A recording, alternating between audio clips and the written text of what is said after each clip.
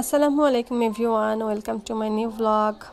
আজকে আমি দেখাবো আমার ছাদে কি কি আছে আর কি কি আমি চাষ করছি, কি কি লাগিয়েছি, কেমন আমার ছাদটা। চলুন তাহলে দেখা যাক।